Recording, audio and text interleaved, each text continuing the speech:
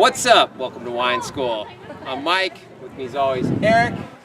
We got special guests today. We got Lisa and Tony. What's up, guys?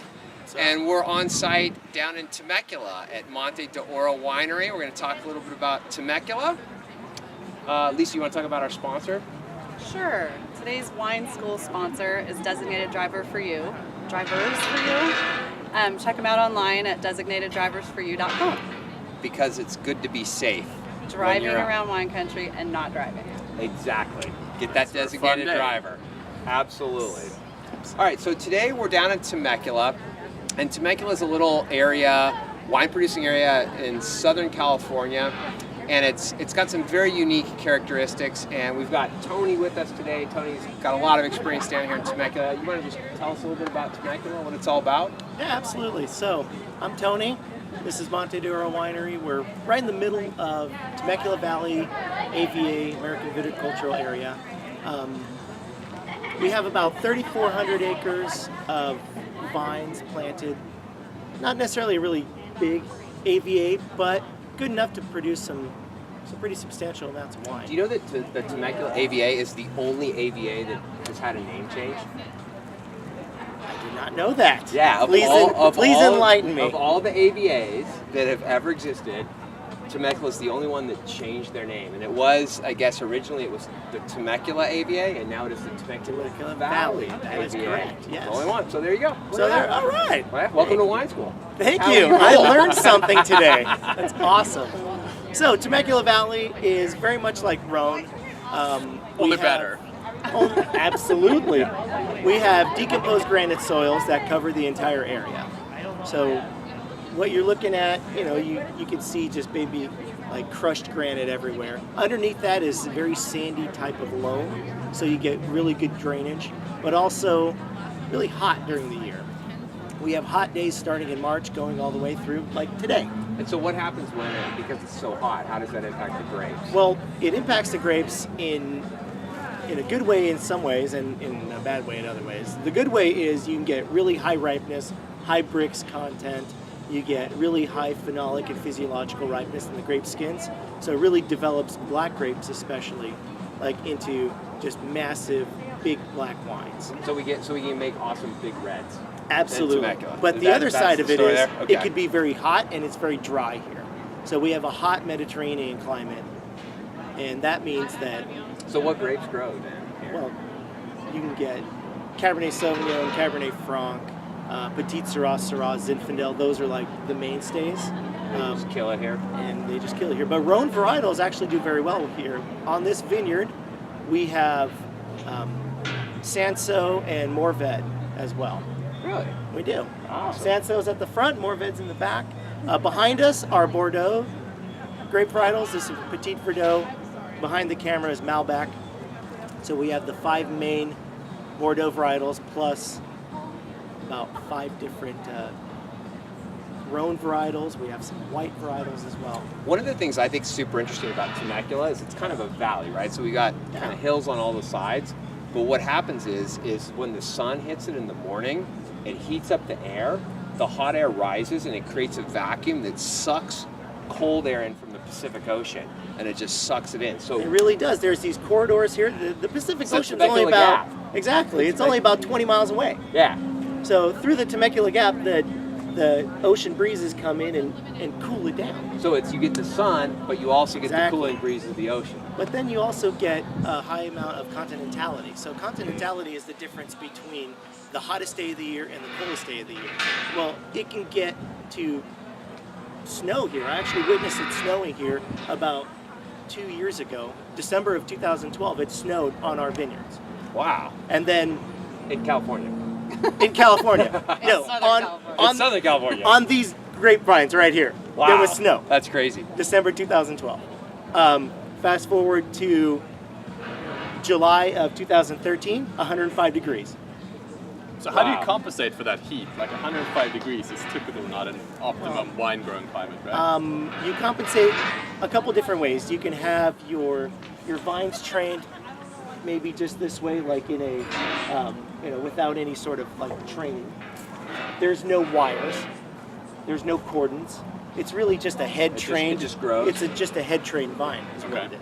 As opposed to across the street over here, we have a double cordon with vertical shoot positioning. So we just want the shoots to go straight up, and with that we can create a canopy with all the leaves coming down. Awesome. So the fruit doesn't get sunburned. So what are we drinking today? Okay, so today down we're here, actually we're having some Temecula we're wines. What is drinking- this all about? 2011 Cabernet Sauvignon. Now this is like a handwritten label. It so is. what the hell is going on with We this? have the Shiner out today. It hasn't even been released yet. The release is for the Wine Club members in early December. We're doing tasting notes on it. This is 100% Cabernet Sauvignon. So we're very special to be. Absolutely. So we got this pre-release with the Pre-release. handwritten label, and it's a cap. And it's a cab. It's Awesome. 2011 vintage. That year was actually very cool up until about 3 weeks before harvest. Then right before harvest we had hot weather. It shot the bricks up about 4 points. Just created this massively kind of sweet berry. And in this case it was It's a big cap. it's It's a mouthful. it's a big cab. It's got. I get strawberry on it though, which I typically It's don't get on a really- cab. Really, I was tasting it earlier. Really ripe red fruit. Yeah, Maybe some black fruit in the So background. black. It's definitely high in the alcohol. high alcohol. You know, it's not labeled, so we don't know really what it is, but we could It's gotta be probably. 15%. It's probably. we can Yeah. guess, It's- right? Well, that one is what? All right, Well- so you brought 2 bottles. I did bring 2 So bottles. what's the other one? So I'm these just are gonna both- get into this. These are both estate 'Cause grown I'm done wines. with the Cabernet. All right. Right. I'm So on to over this it. next one. I'm over it. I got a little bug in mine, but Oh, well, you can extra just- protein, right? Come in. You're in. All right. I gotta Atta try this girl, Lisa. 16.1. I'm in on this 16. All right. So Let's do we're drinking. What is this tea? So Tell this us about is 2011 Syrah. It's actually a vineyard neighbor with the Cabernet Sauvignon. These are the first 2 grapes that we planted back in 2002. So the vines are now about 12 years old. These 2 actually, we produce a reserve Syrah and Cab, and then we also make a wine that's called Vigna Vicini that I named myself because they're vineyard neighbors. Vigna Vicini in Italian. What does that mean? Neighbors? Vineyard neighbors. Vineyard Vigna neighbors. Vicini. Vigna. What is it? Vigna Vicini? Yes. It just sounds cool. I know. So. Sounds way better in Italian, right? Vigna Vicini. Yeah, so what we do is we blend these 2 together, which, you know, who blends Syrah and Cab? We do. Nice. Temecula does. That's how you guys roll. That's Temecula? right, you know. No It's- offense to other AVAs outside of, you know, in or outside of Oh California. no, everyone does their own thing. Yeah, Plus, so they're just catching on, you know. Temecula setting the I, tone there. I think we are, really. Yeah. I mean, come on, Cab Syrah, 60-40 or 50-50, you can knock it out of the Now park. this we were talking about this. This is a 16.1% 16.1% alcohol on the label. You don't see Never. that very often. Yeah, I don't think. Actually, you never see that. Certainly Let's not with be the honest. Syrah. So why is the So- alcohol so high? So what happened that year, again, this was 2011. It was cool throughout the growing season. We thought, what's going on? This is very atypical of Temecula Valley. Well, in September and October, it started warming up. And it went from like 23 or 24 bricks to 28. So bricks is the degree of Nobody knows sugar what a brix content. is. I know. Wait, we use the Euclid. Wait, Define that. wine school uses the Euclid scale. Oxley. Oxley, Oxley. no. Oxley. Oxley. Oxley scale. Oxley scale. I So mean, we're all about Oxley. we press we crush the grapes and then we weigh the must. But the bottom line is, it was so hot. The So grapes hot. got so ripe. The sugar went from being trapped in the trunk right into the grapes. And then when we ferment it, then all that Oh. sugar turns into alcohol. You end up with the Exactly. really high What we alcohol use, wine. we use cultured yeast that don't die at high alcohol content. That's usually we use Saccharomyces. I will tell you, this is Cerevisiae. my first Me 16% too. Syrah. Well, here's we the need first. alcohol, right? Here's the first. Could never let it be said at Rock and Roll Wine School we don't go big.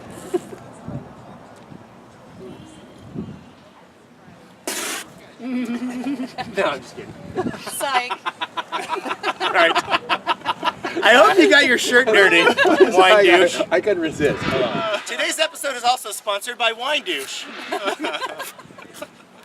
Find it in the App Store.